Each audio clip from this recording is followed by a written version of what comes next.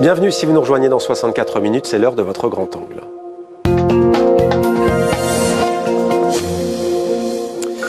Un grand angle qui nous emmène ce soir au cœur des Alpes, dans le canton du Valais, en Suisse, où la fonte des glaciers s'accélère. Notre magazine documentaire À la vie à la terre, présenté par Chloé Nabédian, dévoile les enjeux du changement climatique dans cette région européenne. Au panorama spectaculaire, on va le voir, à travers des regards de glaciologues, géologues, d'agriculteurs et bien d'autres intervenants et acteurs. Bonsoir Chloé Nabédian. Bonsoir. Bienvenue dans 64 minutes. Donc, Suisse, l'adieu aux glaciers. C'est demain, jeudi 21h sur TV5 Monde France, Belgique, Suisse, Monaco. Et dès maintenant, sur notre plateforme TV5 Monde Plus, magazine documentaire coproduit par Babel Doc. On va regarder sans plus attendre un premier extrait. Il façonne ces montagnes depuis des millénaires, des colosses de glace et de neige. Mais pour combien de temps encore? Jamais ils n'ont fondu aussi vite. Le chemin de ces glaciers semble tracé. Ils pourraient disparaître d'ici la fin du siècle. Saskia, glaciologue, le constate jour après jour. Là, les glaciers que l'on voit partout, ils ont énormément reculé. Alors oui, ils ont déjà perdu pas mal de leur masse. Et tu vois qu'ils reculent. Donc là, on en a quoi? 1, 2, 3, 4, 5, on a 6 glaciers autour de nous. Dans 30, 40 ans, tous ces petits glaciers que tu vois en face, ils auront reculé. On verra plus que des petits bouts de glace tout en haut sur les bassins. Et ici, sur le glacier principal, ce glacier du Gorner, il aura perdu plusieurs centaines de mètres d'épaisseur. Tout ce paysage, il change tellement. En 2050, dans 20 ans, si tu reviens, ça va être un paysage presque lunaire. Un paysage presque lunaire. Les mots sont forts, les mots sont importants. Chloé Nabédian, depuis 2001, depuis 22 ans, les 1400 glaciers suisses ont perdu un tiers de leur volume. La question, c'est est-ce que c'est irréversible? Je remarque d'ailleurs qu'il n'y a pas de point d'interrogation dans le titre du magazine documentaire. C'est irréversible? C'est bien vu, effectivement. Le titre est assez parlant. Il y a ce côté irréversible, en fait, sur le glacier qui est assez prenant. Une fois que c'est fondu, malheureusement, c'est fondu. Il n'y aura pas de retour en arrière possible. Si on suit la trajectoire actuelle avec les émissions de gaz à effet de serre et donc avec l'augmentation de la température au niveau de la planète, il y a 90% des glaciers suisses qui vont disparaître d'ici la fin du siècle. Et ce côté irréversible, c'est d'ailleurs un point de bascule très important qu'il ne faut pas du tout mettre de côté. D'ailleurs, l'ONU a sorti un nouveau rapport qui parle de ces glaciers comme point de bascule, et lorsque c'est irréversible, lorsque les choses ne peuvent pas revenir, eh bien c'est tout un écosystème en fait qui va être déboussolé par ce qui va se passer. Ces glaciers, c'est en Suisse notamment, c'est le château d'eau de l'Europe. Donc en fait tout ce qui découle ensuite pour l'agriculture, pour les fleuves et même pour ce qui va arriver ensuite en France, ça a de réelles conséquences. Mais est-ce qu'on peut en sauver pour autant 1400? C'est beaucoup. On peut en sauver les uns plus que d'autres? Alors on peut malheureusement plus les sauver en partie. En revanche, on peut freiner la fonte qui pourrait pour certains encore résister si jamais on arrive à limiter cette hausse des températures à ces fameux 2 degrés. Mais si jamais on va au-delà, malheureusement, c'est inéluctable, on ne peut rien faire. Des décors, on l'a dit, magnifiques, époustouflants. Il y a d'ailleurs tout au long de votre magazine documentaire ce contraste entre la beauté mais aussi le danger qui guette, la menace sur notre planète. Vous l'avez dit, la Suisse et ses glaciers, château d'eau de l'Europe, justement. Quelles conséquences à terme, notamment sur la question des ressources hydriques?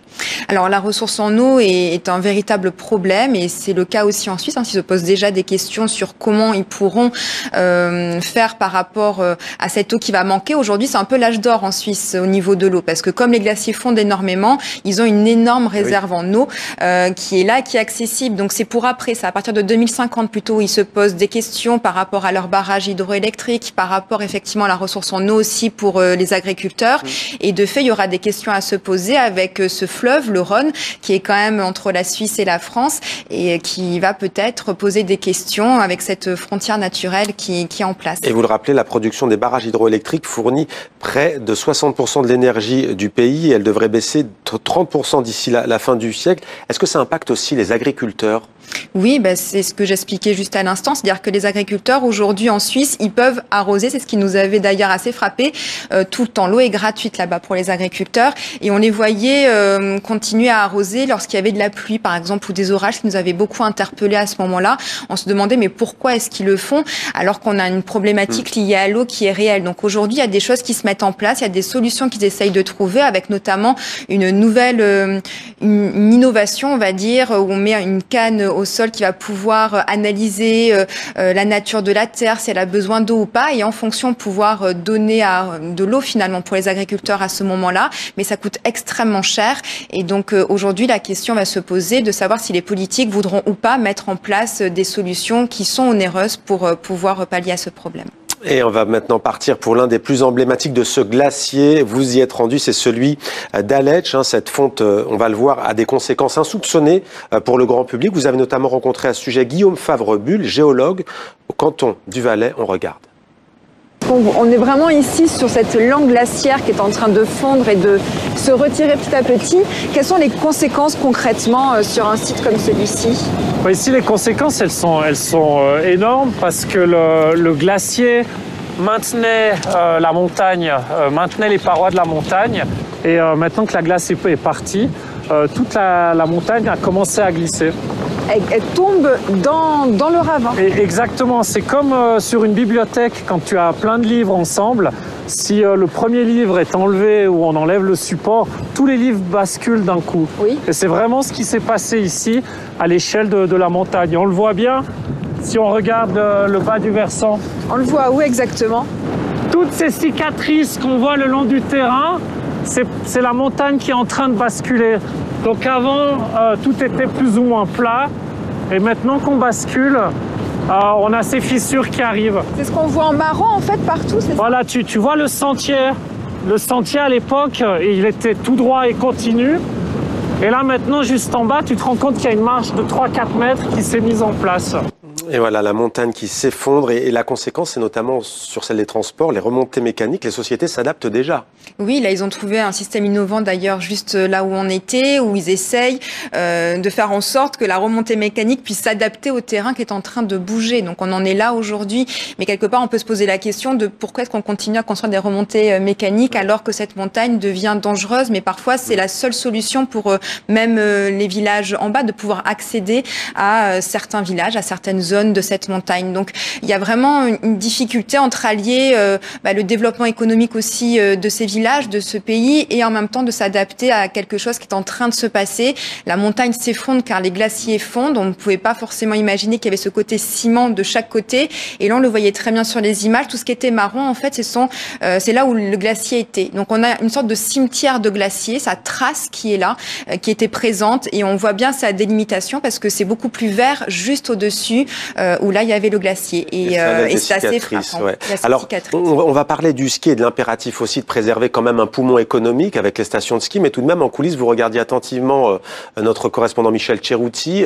Zermatt, c'est quelque chose que vous suivez, c'est vrai que ça provoque une vive polémique. Oui, en même temps, avec les bulldozers, aller tuer un glacier qui est déjà menacé, et on a incroyablement besoin de cette ressource aujourd'hui. On voit tout le travail des glaciers, de protéger le maintien quand même de la montagne et donc de protéger ensuite de fait la population. Enfin, on a du mal à imaginer aujourd'hui qu'on puisse abattre un glacier alors qu'on a plutôt envie de les préserver, de les protéger parce qu'ils sont indispensables à la vie. Alors peut-on continuer sur le modèle économique actuel basé notamment sur le tourisme et le ski comme à Verbier, l'une des plus grandes stations des Alpes? La manne, on le sait, est importante. Vous avez rencontré au sommet des remontées mécaniques Nadia Ritz, elle est biotechnologue, militante écologiste aussi, on le dit, et elle a renoncé au ski alpin il y a une dizaine d'années. On regarde cette séquence. Ces canons à neige sont de plus en plus décriés pour leurs besoins en eau, qu'ils puisent souvent dans des retenues collinaires, des bassines remplies notamment par les précipitations ou des cours d'eau. On veut une solution qui soit rapidement applicable pour sauver ce qu'on a maintenant, sans réfléchir vraiment à qu'est-ce que une station comme Verbier aurait besoin sur le long terme. Donc il y a vraiment toute cette logique à repenser à est-ce que nous on veut sauver les meubles ou est-ce qu'on veut recréer quelque chose de plus viable sur le long terme et plus se retrouver dans une situation où on est complètement obligé de repenser toutes nos activités. Si le réchauffement climatique il continue comme ça, il faut bien être conscient que y a un moment donné on aura peut-être plus de neige et je pense que de toute façon le ski ce sera plus une priorité priorité. Pour nos enfants, leur priorité, ce sera de pouvoir boire, de pouvoir circonscrire effectivement les feux de forêt, comme on a pu voir qu'il y en a un qui s'est déclaré à Brigue. C'est des choses qu'en Suisse, on n'est pas habitué à avoir normalement. Le président de la commune, Christophe Marais, est sensible aux enjeux écologiques. Mais le tourisme fait vivre toute sa vallée, particulièrement en hiver où la population de Verbier est multipliée par 4 avec les sports de neige. Voilà, on a choisi cet extrait parce qu'au fond, il est assez emblématique de l'émission À la vie à la terre. C'est jamais tout blanc ou tout noir, c'est concret. Et là, on est dans une zone grise typique. Il y a un choix à faire. Oui, c'était important pour nous, justement, de montrer qu'il n'y avait pas les gentils d'un côté et les méchants de l'autre. C'est bien plus complexe que ça et nuancé. Et c'est toute cette complexité, en fait, qu'on va chercher dans ces documentaires. Et typiquement, c'est vrai que vous avez des stations de ski qui font vivre toute une communauté, tout un pan même de la Suisse, extrêmement important.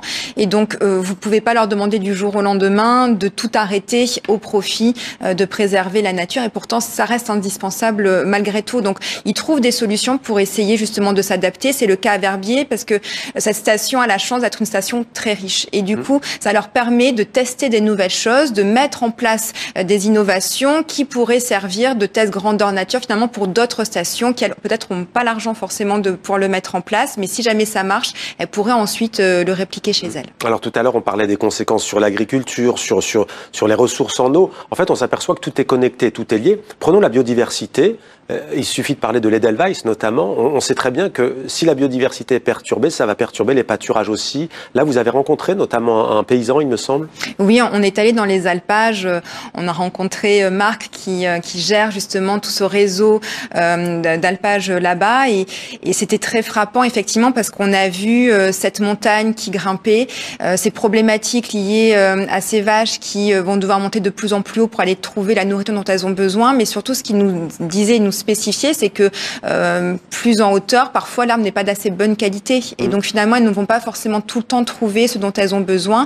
Et donc il y a une question, un moment d'adaptation aussi qui va devoir se poser également pour ces troupeaux. Alors on va peut-être montrer aussi une image, c'est impressionnant, ces laves torrentielles. Est-ce que vous pouvez nous expliquer en quoi consiste ce phénomène? Parce que là, pour le coup, c'est une menace directe. Oui, et on s'en rend pas forcément compte parce que ces laves torrentielles, en fait, c'est des gros morceaux de roche qu'on voit au premier abord. Donc on voit cette image qui est très importante. Ça, c'est récent. Hein. Ça, c'est très récent et ça arrive effectivement dans cette région là où on est allé en particulier, mais surtout en dessous, c'est de la glace en fait. Et c'est cette fameux permafrost ou pergélisol qui est cette glace c'est une sous-couche de glace en fait qui est totalement gelée pendant au moins 2 ans. Après, ça peut être beaucoup plus. Et malheureusement, ce sous-sol gelé est en train de décongeler au fur et à mesure. Et donc, ça peut provoquer ces chutes de pierres, puisque par-dessus est tombé tout un pan de montagne et donc beaucoup de ces pierres. Et lorsque la glace fond, elle ramène avec elle ces pierres, mais sachant que c'est des gros morceaux de rochers. Et il y a surtout des habitations qui sont à proximité. Donc là, ils ont créé cette espèce de déversoir et cet entonnoir pour emmener justement toute cette roche pour essayer de protéger la population. Mais ça reste malgré tout un vrai sujet. Ratez pas ce numéro exceptionnel, donc Suisse, l'adieu au glacier, demain 21h sur TV5 Monde, sur le réseau France-Belgique, Suisse-Monaco, dès à présent sur notre plateforme TV5 Monde+.